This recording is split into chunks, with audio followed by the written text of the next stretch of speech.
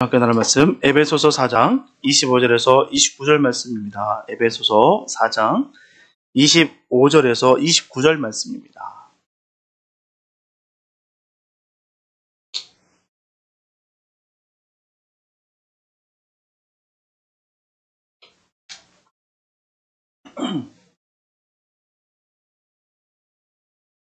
에베소서 4장 25절에서 29절 말씀입니다. 주님의 귀한 말씀 봉독해 올립니다.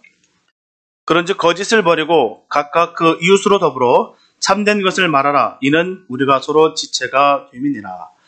분을 내어도 죄를 짓지 말며 내가 해가 지도록 분을 품지 말고 마귀로 틈을 타지 못하게 하라.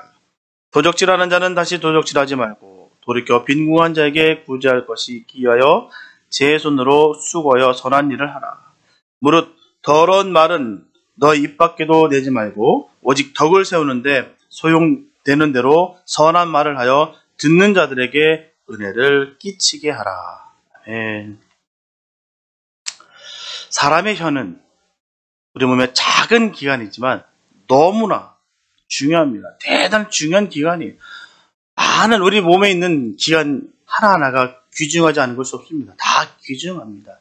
그런데 특별히 혀를 볼 때 참 쓰임이 많습니다. 만일 혀가 없으면 어떨까요? 사람이 혀가 없으면 어떨까요? 말도 못할 뿐만 아니라 그 전부터 맛도 모르고 음식을 씹을 수조차 삼킬 수도 없습니다. 말은 당연한 거고요. 혀가 없는데 어떻게 말할 수 있겠습니까? 미국의 작가이자 장애인 복지사업에 큰 업적을 남긴 헬렌 켈러, 우리 다 압니다. 우리 헬렌 켈러는 설리반 여사의 입안에 손가락을 밀어넣고 어떤 소리를 낼 때 선생의 혀가 어떤 위치에서 어떤 형태가 되는가를 확인하면서 발음 하나하나를 배웠다고 합니다. 그만큼 저는 발음할 때 있어서 절대적이에요. 그래서 우리가 우리 혀가 무의식 중에 필요한 위치에 따라서 필요한 형태를 취해서 말할 수 있다는 것은요, 너무나 고마운 일이 아닐 수가 없습니다. 성경은 혀에 대해서 어떻게 말하고 있을까요? 저는 능히 길들일 사람이 없나니 쉬지 아니하는 악이요 죽이는 독이 가득한 것이다 라고 가르치고 있어요. 분명하게 독은 사람을 해치고 때로는 생명을 빼앗아 합니다. 이와 마찬가지로 혀가 거짓말이나 아니면 속임수나 험구에 사용하게 된다면 설사 무심코 한 말일지라도 남은 물론이거니와 자기 생명까지도 해치게 됩니다. 무시무시한 거예요. 그렇기 때문에 성도는 하나님이 주신 감각기관을 최고의 선물로 알고 최대한 은혜롭게 사용하여서 하나님의 영광을 나타내줄 줄 믿습니다. 우리가 기억해야 되는 것은 다시는 돌아오지 않는 세 가지가 있다고 해요. 다시는 돌아오지 않는 것. 첫째는 입 밖으로 튀어나온 말입니다. 둘째는 시위를 떠난 화살이에요. 셋째는 흘러가는 세월입니다. 다시는 돌아오지 않아요. 돌이킬 수 없습니다. 분명하게 성도는 특히 말을 조심해야 돼요. 누구나 그렇지만 성도는 특히 말입니다. 말을 아끼면 화평과 신뢰가 오지만 말을 남발하게 된다면 혼란과 갈등이 오게 된다는 것이죠. 그래서 우리가 잊지 말아야 되는 것은 덕을 세우는 말, 격려의 말, 칭찬의 말은 화평을 가져온다는 사실입니다. 세상에 많은 사람들이 이야기하기를 교인들은 어떤 말을 잘한다고 얘기해요. 그 이유에 대해서 성경을 묵상하고 기도하기 때문이라고 전합니다. 이 말이 비열한 거는 하는 말이에요. 말은 잘한다. 그 말입니다. 말 잘하는 이유가 성경도 많이 읽고 묵상 많이 하기 때문에 말을 잘하는 거야. 말뿐이야. 이 말이에요. 얼마나 슬픈 말인지 모르겠습니다. 너무나 가슴 아픈 얘기예요. 이를테면요. 우리가 낚시를 할 때 항상 물고기는 어디에 걸릴까요? 낚싯바늘이 주둥이에 걸려 낚이게. 그러면 성도는 입을 열 때와 닫을 때를 잘 구분해야 될 줄 믿습니다. 안타깝게도 교인들의 말 때문에 어려움에 빠지는 경우가 많다는 거예요. 저분들은 말로 덕을 세우는 주님의 삶 되시길 축복합니다. 남을 살리는 그런 역사가 우리 입술의 고백 속에 드러나게 되시길 축복합니다. 우리에게 그런 권세를 주셨어요. 하나님께서 주셨기 때문에 이 권세를 남발하거나 남용해서는 안 됩니다. 우리는 영혼을 살리는데 사용돼야 될 줄 믿습니다. 우리에게 주신 것이에요. 심은 대로 될지어다, 믿음대로 될지어다라고 주님께서 우리에게 주셨는데 이 함부로 말을 하게 된다면 결코 그건 남발입니다. 나중에 분명히 주님께서 계산하실 거예요. 분명히 예수를 믿음으로 말미암아 구원받은 성도는 죽었던 영혼이 거듭나서 새 사람이 되었습니다. 우리가 그리스도를 영접하고 믿을 때 영혼이 새로워지고 속사람이 새로워졌어요. 믿는 자는 속사람은 이미 새로워졌으므로 이제부터는 인격적으로 새로워지고요. 겉사람의 행실과 생활 면에서도 새로워지도록 심사되는 것입니다. 구원받은 새 사람답게 인격과 행실과 생활이 새로워져야 하나님께 영광을 돌아가고 세상에서 빛된 사명을 감당할 수가 있습니다. 오늘은 말씀을 통해서 우리가 입어 나가야 될 구체적인 새 사람의 생활은 무엇인가를 우리 살펴보면서 오늘 나눌까 합니다. 정말 새 사람이라면 어떤 옷을 입어야 될지요, 어떤 삶을 살아가야 될지요, 우리가 한번 나누어 은혜를 전하겠습니다.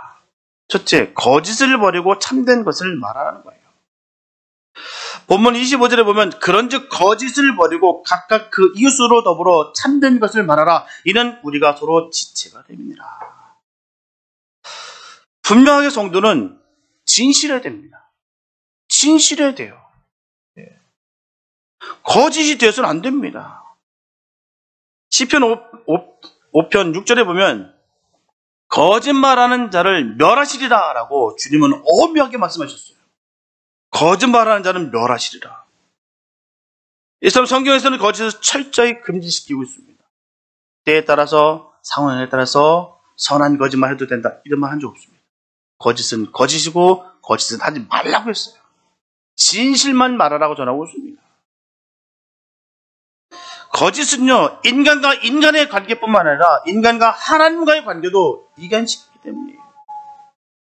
분명 성도가 거짓을 말하게 되면 성경적인 옳은 말을 한다 할지라도 그 말 믿지 않습니다. 복음이 전달되지 않아요. 삶이 늘 거짓이고 말은 청산유수고 달별인데 복음도 딱딱 집어서 얘기하는데 그 삶은 늘 거짓말이면 그 복음이 어찌 복음이 될 수가 있겠습니까? 무슨 말이에요. 거짓말 하면 안 돼요. 거짓은 있을 수 없습니다. 우리는 하나님의 대사입니다. 삶에 그대로 드러난 어느 곳에 있든 어느 위치에 있든 하나님의 대사들이에요. 그러면 대사에 대한 권위가 있어야 되고 권위에 대한 그런 진실성이 있어야 됩니다. 이게 사라져버리면은 하나님의 대사로서의 가치가 없는 거예요. 매일 거짓말하면서 복음 전할 때는 진작에 대한다. 그건 있을 수가 없습니다. 그 말 안 믿습니다. 말은 잘한다. 본문에서 사도 바울이 거짓을 버리라고 하는 것은 바로 이런 이유 때문입니다. 성도에게 있어서 진실은요, 생명이에요. 이게 사라져버리면 성도로서의 가치와 생명이 없는 것입니다. 참된 진리를 말해야 될 뿐만 아니라 참된 진리를 믿고 따라가야 되는 것입니다. 실제로 진리대로 만들어져서 실제로 진실한 사람이 되어야 될 줄 믿습니다. 그리스도를 머리로 한 성도들이 거짓을 말함으로 말미암아 서로에 대해 비방하는 말을 함으로 교회의 덕이 될 일은 아무것도 없습니다. 덕될 것이 아무것도 없다는 것입니다. 남는 것이 있다면 그것은 오직 불신과 상처뿐입니다. 거짓을 말한 개인은 인격과 성품에 치유될 수 없는 커다란 손상을 입게 됩니다. 상대의 의도를 무시하고 자신 마음대로 해석하면 안 된다는 것이죠. 그러면 진실이 가려지는 거예요. 자기의 생각으로만 완전히 지배되는 것입니다. 결국 음해하게 되는 거예요. 다른 게 없습니다. 이런 것이 바로 음해라는 거예요. 그 본질을 흐리게 만드는 것이 바로 음해입니다. 그러므로 좀 더 성숙한 성도라면 과거의 나쁜 습성들로부터 과감히 탈피된다는 것이죠. 같은 지체를 아프게 하고 상처 주는 일은 범해서는 안 됩니다. 그렇기 때문에 생활 면에서도 진실해야 되고요. 신앙 양심을 참되게 살아야 됩니다. 다시 말씀드리면 성도는 믿는 자들에게나 믿지 않는 자들에게나 동일하게 상관없이 믿음 있다, 신용 있다, 진실하다라는 인정을 받아야 됩니다. 삶이 늘 거짓이고 삶이 방탕하고 세상에서 늘 죄짓고 살아가는데 그 말이 과연 어느 정도 영향력이 있겠습니까? 순간은 속을 수 있으나 결국 그 삶의 모습을 보게 되면 안 속습니다. 사람들이 속아주는 거예요. 뭐라고 하지 아십니까? 너나 잘해. 얼마나 비참한 말이겠어요. 때로는 음해를 당해서 그 순간은 오해받을 수도 있고요. 공격을 받을 수도 있습니다. 그래도 진실하면 끝내 회복이 됩니다. 틀림없는 사실이에요. 그래서 우리가 상처받을 이유가 없습니다. 진리를 벗어나지 않으면 돼요. 진리 안에 벗어나지 않고 진리 가운데 거면 분명히 주님이 신원하십니다. 왜요? 주님은 살아계시기 때문입니다. 전 살아계신 하나님을 믿어요. 저희도 다 살아계신 하나님을 믿으시기 바랍니다. 하나님께서 하신다는 것이죠. 무섭게 하십니다. 역사하세요. 그래서 우리는 결코 주눅들 이유도 숨을 이유도 없습니다. 진리 앞에 서시기 바랍니다. 그렇다면 인정을 받는 성도의 삶을 살기 위해서는 어떻게 해야 될까요? 첫째, 거짓을 버려야 된다는 것입니다. 이처럼 옛사람을 버리고 새사람이 되었기 때문에 거짓을 버려야 마땅합니다. 분명하게 거짓말은 이 세상에서 가장 흔하게 범하는 죄예요. 어떨 때는요, 참 많은 부분에 대해서 익스큐즈합니다. 그래, 상황에 따라서, 그래, 선한 거짓말은 괜찮은 거라고 여길 때도 있고요. 그렇게 전합니다. 아니요. 그 거짓말이 어떻게 흘러나왔냐면, 인류 최초에서부터 그 죄가 거짓으로부터 나온 거예요. 아담과 하가 서로를 핑계댑니다. 저 사람 때문에 먹었다. 저 사람 때문에 내가 이 선악과를 먹었다. 저 뱀 때문이다. 당신이 준 그 여인 때문에 내가 먹었다라고 서로 비방합니다. 서로 거짓말하는 거예요. 서로 미혹되고 서로 보암직스럽고 먹음직스럽고 정말 지혜로워할 만한, 그렇기 때문에 하나님처럼 될 수 있을 것 같아서 먹었던 그 선악과를 서로에게 거짓말하고 있습니다. 저 사람 때문에 먹었다. 저 사람 때문에, 나는 아무 의도가 없었으나 저 사람이 먹으라고 했기 때문에 먹은 거다라고 전하고 있습니다. 같은 장소에서 같은 광경을 다 지켜보고 있었는데도 불구하고 서로가 서로에게 거짓말하고 있어요. 핑계대고 있습니다. 그래서 그런지 우리 아이들 보면요, 가르치지 않아도 거짓말 잘합니다. 아이들도 잘못한 것 야단치면 안 했다 하고 처음부터 말합니다. 거짓말부터 시작해요. 안 했어요. 또 비리 연루된 사람들 보게 되면요, 분명히 드러날 것이 뻔한데도 불구하고 부인부터 합니다. 안 했다는 거예요. 그러다가 증거가 딱 나타나면 그때서야 비로소 시인합니다. 분명하게 거짓은 옛사람의 본성이며 진실은 새사람의 본성입니다. 틀림없어요. 골로새서 3장 9절과 10절에 보면 너희가 서로 거짓말을 말라 옛사람과 그 행위를 벗어버리고 새사람을 입었으니 이는 자기를 창조하신 자의 형상을 조차 지시기까지 새롭게 하심을 받는 자니라. 그래서 거짓은 옛사람의 본성입니다. 또한 옛사람의 행실인 까닭에 벗어버려야만 새사람에 어울린다는 것이에요. 새사람의 옷이 거기 있는 거예요. 옛 것을 버리는 것은 거짓을 버려야 되는 것입니다. 과감하게 버리시기 바랍니다. 우리의 삶 가운데 거짓은 온전히 사라지게 되시길 축복합니다. 둘째, 참된 것을 말해야 됩니다. 진실한 사람이 되려면 적극적으로 참된 것을 말해야 돼요. 거짓을 버리는 것은 소극적인 처사라면 더욱 적극적으로 진실을 말해야 됩니다. 거짓을 버리는 것이 옛사람이 변하여 새사람이 되었기 때문이라면 진실을 말해야 되는 것은 그 결과로 나오는 자연스러운 빛의 열매입니다. 그래서 빛의 열매를 다음과 같이 규정하고 있어요. 에베소서 5장 9절에 보면 빛의 열매는 모든 착함과 의로움과 진실함에 있느니라. 그게 바로 빛의 열매예요. 우리가 빛의 열매를 맺자. 우리는 열매를 맺어야 돼.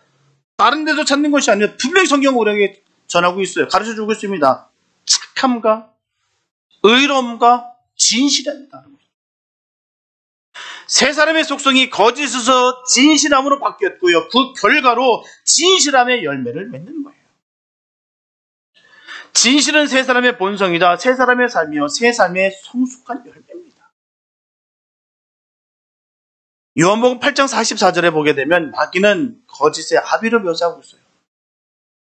진리가 그 속에 없으므로 진리에 서지 못하고 거짓을 말할 때마다 제 것으로 말하나니 이는 저가 거짓말쟁이요 거짓의 아비가 되었습니다. 이게 사단입니다. 이게 거짓은 마귀로부터 왔습니다. 거짓말을 하는 자는 결국 마귀가 시키는 대로 행하는 꼴이 되는 거예요. 하나님이 거짓말하는 거 맞습니까? 우리 주님께서 거짓말하시는 거 봤습니까? 실수하시거나 실패하시거나 실현하신 적이 있으십니까? 하나님은 한 번도 실패하시거나 실수하신 적 없으시고요. 거짓을 말한 적이 없습니다. 분명히 성경에서 전하기를 거짓은 사단이라고 분명히 했어요. 하나님은 그의 존재하심과 그의 모든 사역에서 항상 진실하시되 마귀는 그 본성과 행동이 항상 거짓됩니다. 우리는 그래서 구별을 할 줄 알아야 돼요. 무엇이 거짓인지를, 거짓을 전하는 자가 어떤 삶을 살아가며 누구의 배후의 역사가 있는지를 봐야 됩니다. 거짓은 마귀의 본성이에요. 그래서 마귀는 거짓말쟁이여 거짓의 아비인 것이에요. 계시록 21장 8절에 보게 되면 그러나 두려워하는 자들과 믿지 않는 자들과 흉악하는 자들과 살인하는 자들과 행음자들과 술객들과 우상숭배자들과 모든 거짓말하는 자들은 불과 유황으로 타는 못에 참여하리니 이것이 둘째 사망이라. 분명히 딱 규명해놨어요. 이 말씀을 아는데도 불구하고 우리가 거짓말할 수 있는 것은요, 있을 수가 없습니다. 모든 거짓말하는 자들은 불과 유황으로 타는 못에 참여하리라. 너무너무 무서운 말씀이에요.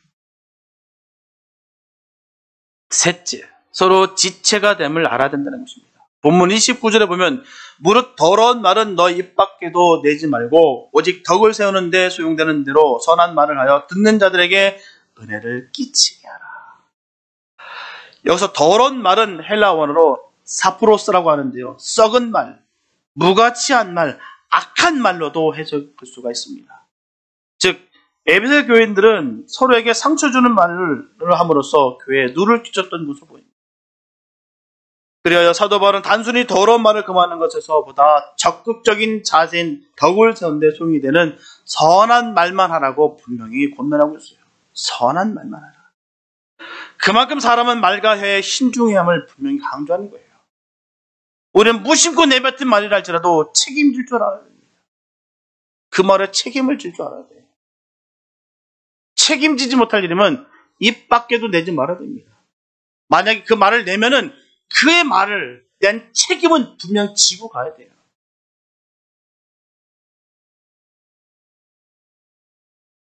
사소한 말일지라도 경우에 따라서는 듣는 이에게 커다란 상처를 입힐 수가 있기 때문에 그러므로 위선적이고 남을 깎아내리는 공격적인 말은 우리가 버려야 됩니다. 자기 입술에 파수꾼을 세울 수가 있어야 돼요.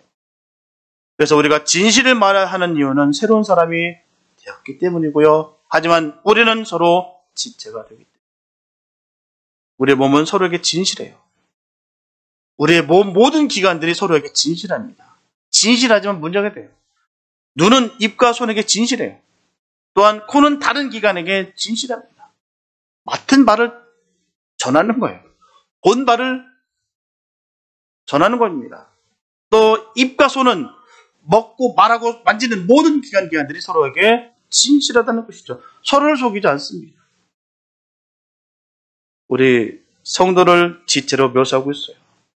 지체라면 서로의 책임을 다해야 될 줄 믿습니다. 그것은 진실해야 된다는 뜻입니다. 서로에게 진실하시기 바랍니다. 우리 모두에게 진실되기를 축복합니다. 왜요? 주님이 진실했기 때문에 우리가 진실해야 되는 거예요. 속임이 없고 바로 전해야 되고, 진리의 말을 전해야 되고, 말해야 되고, 행해야 될 줄 믿습니다. 그래서 성도로서의, 하나님의 사람으로서의 삶을 바로 살아가야 될 줄로 예수 이름으로 믿습니다. 늘 준 은혜로 늘 승리하게 되시기를 예수 이름으로 축복합니다. 둘째, 분을 내어도 죄를 짓지 말라는 거예요. 본문 26절과 27절에 보면 분을 내어도 죄를 짓지 말며 해가 지도록 분을 품지 말고 마귀로 틈을 타지 못하게 하라. 여기서 사도 바울이 말하는 분노는 불의를 보고 품는 의분이 아니라 인간의 감정에 의한 사소한 분노를 의미하는 것입니다. 즉 분을 품게 되면 선한 사람도 잔인하게 될 뿐만 아니라 살인까지라도 계획해야 된다는 거예요. 가인의 경우만 보더라도 그는 노를 절제하지 못해서 인류 역사의 최초의 살인자라는 그 오명을 남기게 됐습니다. 분명 의로운 분노를 할지라도 간혹 변질될 수 있을 텐데요. 불의한 분노의 결과는 불보듯 뻔한 일입니다. 마귀는 어쩌든지 성도들에게 빈틈을 찾아내서 죄를 짓게 만듭니다. 그래서 성도는 새 사람이 되었기 때문에 분노를 내거나 혈기를 부리면 안 됩니다. 그러므로 우리의 감정을 다스리지 못함으로 말미암아 마귀에게 기회를 줘서는 안 돼요. 지혜로운 성도답게 노하기를 더디하고 화목하도록 힘써야 될 줄 믿습니다. 사도 바울이 이처럼 확고하게 명령하고 있는 것은 옛 생활에 대한 단호한 결단이 성도들에게 요구되기 때문입니다. 단호해야 됩니다. 옛날의 나의 모습들 버려야 돼요. 옛날에는 내가 이 일만 돼도 내가 정말 시체말로 뚜껑이 열렸는데 지금은 아무렇지도 않는 거예요. 용서가 되고 사랑이 될 수 있다는 것. 이게 바로 새 사람의 모습일 줄 믿습니다. 우리가 과감하게 버려야 될 이유가 거기 있는 거예요. 예전엔 내가 이 정도는 내가 참지 못했는데 부들부들 떨었는데 지금은 아무렇지도 않더라. 왜요? 주님 안에 있으니 별거 아니더라. 그게 돼야 될 줄 믿습니다. 성도의 삶이라는 건 그런 곳이에요. 내가 화낼 거 다 내고 짜증낼 거 다 내고 분노할 거 풀도 다 터치고 그게 어떻게 성도의 바른 삶이라 할 수가 있겠습니까? 그 안에 용서와 사랑이 어떻게 있겠어요? 의분이 아니라 내 감정에 의해서 분노라는 것이죠. 그러나 우리가 절제되는 것입니다. 그렇게 함으로써 많이 마귀를 대적해 싸울 수가 있는 거예요. 그러나 인간은 너무나 연약하기 때문에 때때로 넘어지고 분노를 내는 수가 있어요. 분노 안 냈으면 좋겠는데 분노 안 내는 사람이 어디 있겠습니까? 내게 되어 있습니다. 아프니까요. 쓰리니까요. 그러면 성도가 부득불 분을 내게 될지라도 결코 하지 말아야 되는 것은 과연 뭘까요? 내지 말아야 되는데 낼 수밖에 없는 그런 상황 속에서 하지 말아야 될 것은 뭘까요? 첫째, 분을 내도 죄를 지지 말아야 됩니다. 야고보서 1장 19절과 20절 말씀 보면 내 사랑하는 형제들아 너희가 알거니와 사람마다 듣기는 속히 하고 말하기는 더디하며 성내기도 더디하라. 사람의 성내는 것이 하나님의 의를 이루지 못합니다. 보통 홧김에 격동을 받아서 죄를 짓는 경우가 참 많아요.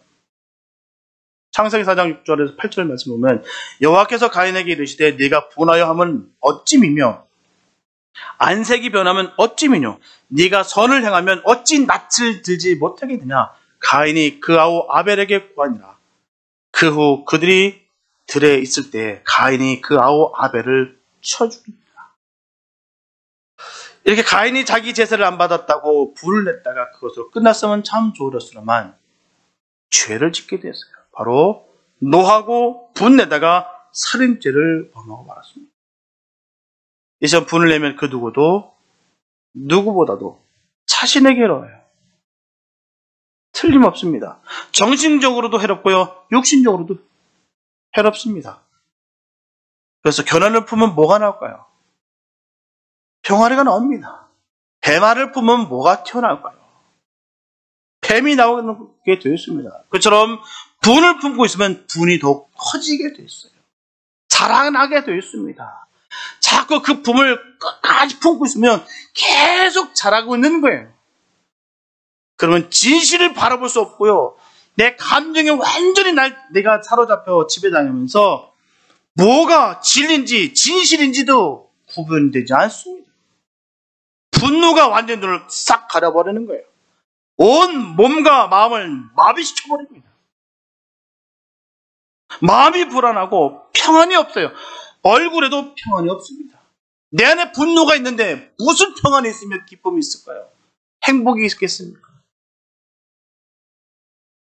뿐만 아니라 분이 나면 이웃을 미워하게 됐다는 것이죠. 그래서 이웃 사람에게도 상처 주게 됩니다. 분은 이웃에게 기쁨을 주고 돼요. 분명하게 예수님은 마음이 온유하시고 겸손했어요. 모든 사람에게 기쁨을 주셨습니다. 그래서 저와 여러분들도 주님의 마음을 본받아서 항상 안정된 심령을 갖도록 하며 다른 사람에게 기쁨을 주고 유익을 주는 사람이 되길 좀 믿습니다. 온전히 그런 삶을, 주님의 그 온유한 삶을, 모습을 닮으시기를 축복합니다.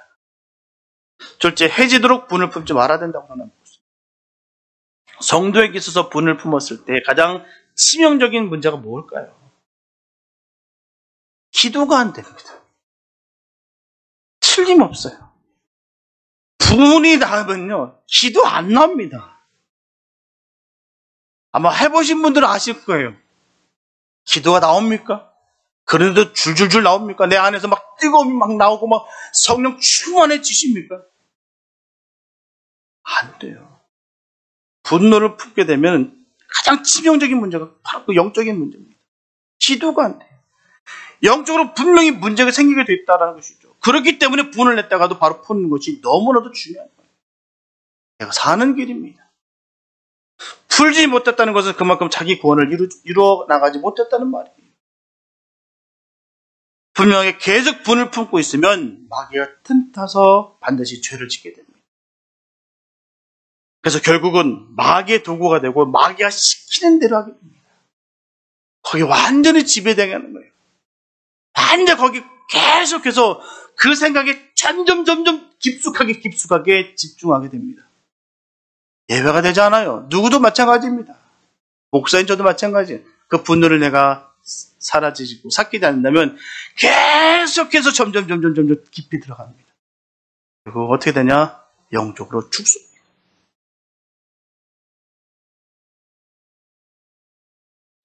그러므로 마귀가 틈 못하도록 즉시 풀어야 돼요. 성난 사람은 마귀가 가장 자유롭게 침입하는 도구가 됩니다.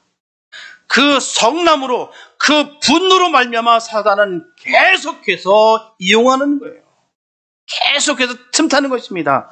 가장 자유롭게 이용하기 쉽고 출입하는 도구가 바로 성난 사람이에요.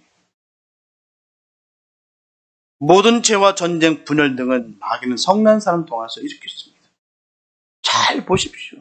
신앙생활에서 하는 가운데서 한번 잘 보십시오. 어떻게 사단이 사용하고 있는지, 사단이 어떤 사람을 좋아하고 있는 것인지 잘 보십시오.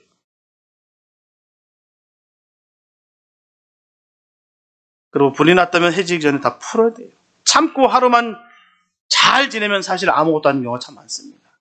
지나보면 별거 아닌 일들이 얼마나 많습니다. 그런데 그 순간만큼 왜 그랬을까? 영적인 문제라고 그랬습니다. 사단이 확 잡았기 때문에, 눌렸기 때문에 그게 그 순간은 굉장히 중요하고 굉장히 엄청난 일 같으나 지나보면은 별거 아니었구나 생각할 때가 많습니다.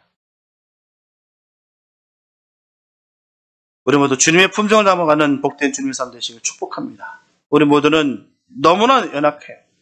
강한 듯 하나 참 연약합니다. 넘어집니다. 쓰러질 때가 많아요.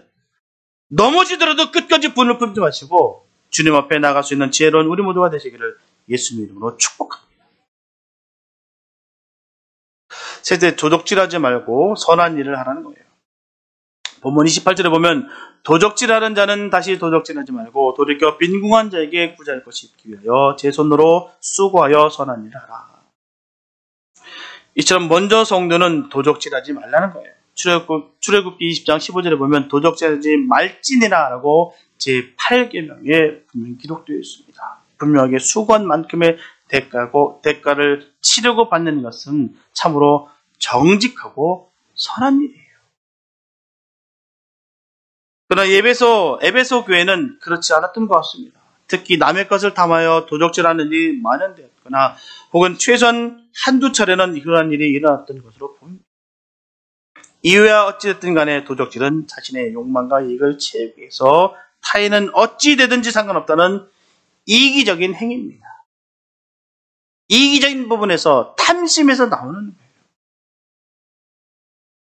그러나 누구든지 자신의 욕망과 이익을 위해서 이웃의 재산을 부당하게 취리할 수는 없다는 것입니다. 오히려 나보다 더 빈궁한 자를 도와야 할 의무가 성도들에게 있다는 것이죠. 나보다 신체적 조건이나 환경이 더 나빠 도움을 필요로 한 사람들이 이 세상에는 무수히 많습니다. 우리 주변에 얼마나 많은지 몰라요. 우리는 정직하게 일해야 됩니다. 그러한 사람들을 위해서 이러한 대가 중의 일부를 나눠줄 수 있어야 돼요. 비록 진실이 왜곡된 시대랄지라도 이웃사랑을 하는 예수님의 말씀은 영원 불변합니다. 영원 불변한 진리. 주님께서 말씀하시는 것은 그 말씀은 절대로 변하지 않습니다. 주님이 말씀하셨기 때문에 우리는 생명 다해서 그 일을 하는 거예요. 아무리 그 일이 힘들고 어렵다 할지라도 우리가 해야 될 이유가 바로 거기 있는 것입니다. 우리 주님이 하셨기 때문에, 주님께서 명령하셨기 때문에 우리가 하는 거예요.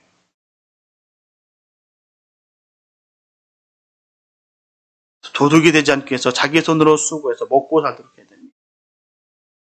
데살로니가후서 3장 10절과 12절에 보게 되면 우리가 너희와 함께 있을 때에도 너희에게 명하기를 누구든지 일하기 싫어하거든 먹지도 말게 하라 했더니 이런 자들에게 우리가 명하고 주 예수 그리스도 안에서 권하기를 종용히 일하여 자기 양식을 먹으라 하노라.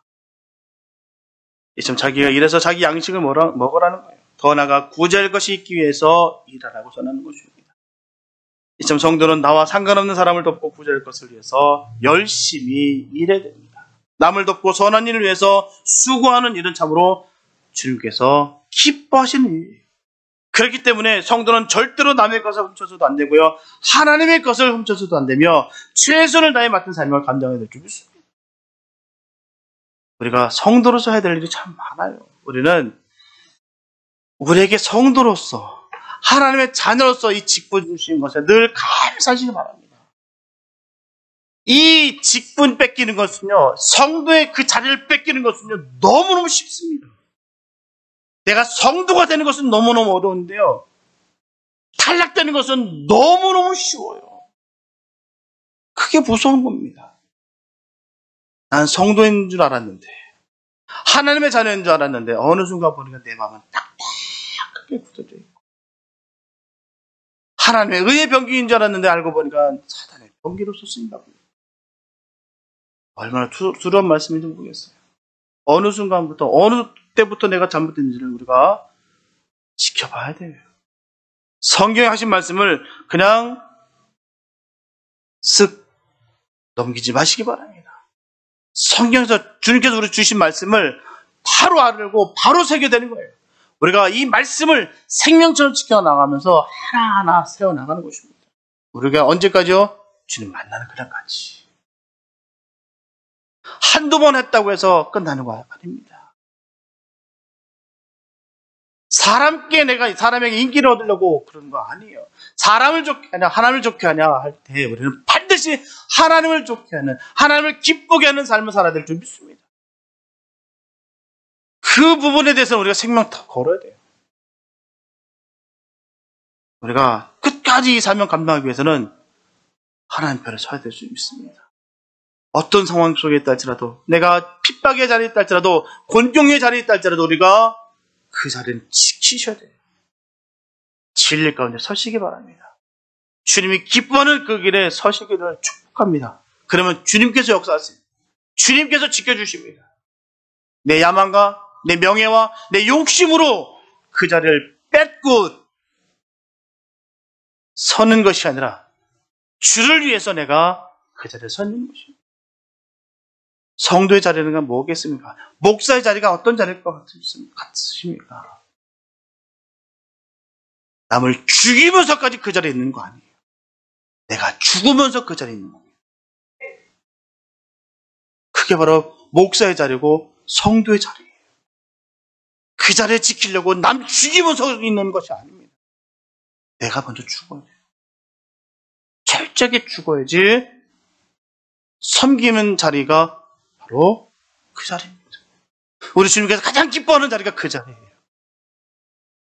이름을 드러내고 명예를 드러내고 세상 사람들을 칭찬받는 박수받는 그 자리를 기뻐하시는 것이 아니라 죽는 자리, 죽으면서까지도 있는 섬기는 그 자리, 주님이 원하시는 그 자리입니다. 우리는 저거는 그 삶을 살아야 될 줄 믿습니다. 늘 날마다 주님께서 주시는 그 권능으로 능력으로 그 자리에 서 계시길 예수 이름으로 축복합니다. 여러분, 이제 저 사람들은 구원받은 새 사람으로서의 생활을 해야 돼요. 거짓을 버리고 참된 말을 하며 분을 내어도 결코 죄지지 않도록 하며 도적질하지 말고 선한 일에 힘써서 남을 돕고 구제하며 하나님이 기뻐하시는 일을 많이 하시기를 축복합니다. 그래서 서로 친절하게 하며 불쌍히 여기며 서로 용서하기를 하나님이 그리스도 안에서 우리를 용서하신 것 같이 하시기를 축복합니다. 분명히 그 일을 힘쓰면 모든 교회는 평화로움과 하나됨을 넘어서서 진실하고 사랑이 넘치며 은혜로운 교회와 개개인의 삶이 될 줄을 믿습니다. 그냥 되는 것이 아니에요. 그냥 남들이 해주겠지라고 나는 손발 내려놓고 된다고 되는 것이 아닙니다. 다 개개인마다 책임이 있다는 거예요. 내가 먼저 죽어야 되고 섬겨야 되는 것입니다. 왜요? 주님이 기뻐하시니까요. 주님이 원하시니까요. 우리는 달라졌습니다. 상대방을 제압하고 비방하며 사는 옛사람의 시대는 다 지나갔어요. 남에게 해를 끼치고 분쟁을 일으키는 불평과 불만 대신에 선한 말로 은혜를 끼치는 저와는 되시기를 축복합니다. 오늘 우리는 주님을 위해서 믿음의 공동체의 탁월함을 보여줘야 됩니다. 진실된 삶의 모습, 증오와 미움을 품지 않는 너그러운 마음, 그리고 떳떳한 삶을 통하여 죽어가는 이 사회를 향하여, 교회를 향하여, 내 삶을 향하여 주님의 삶의 복된 삶을 보여주시기를 축복합니다.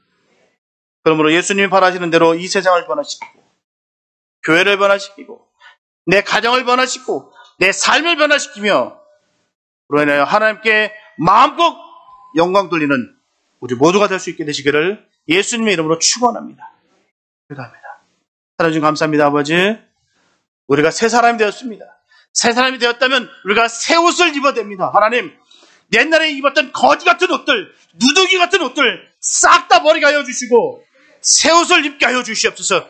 우리의 삶 가운데 거짓이 없게 해 주시옵시고 진실만 있게 하여 주시옵소서.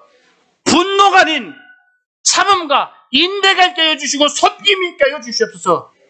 우리가 남의 것을 뺏는 것이 아니라 나의 것을 나눠줄 수 있는 넉넉한 마음을 주시옵소서. 주님을 닮기 원합니다. 생명을 살리셨던 그 주님의 길을 우리가 걷기를 원합니다. 우리 삶을 통하여 영혼을 살리는 그런 복된 삶이 되게 하여 주시옵소서.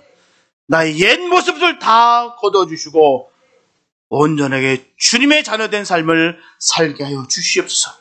내 감정과 기분에 따라 움직이지 않게 도와주시옵시고 철저하게 주님의 말씀 가운데 서게 하여 주시옵소서.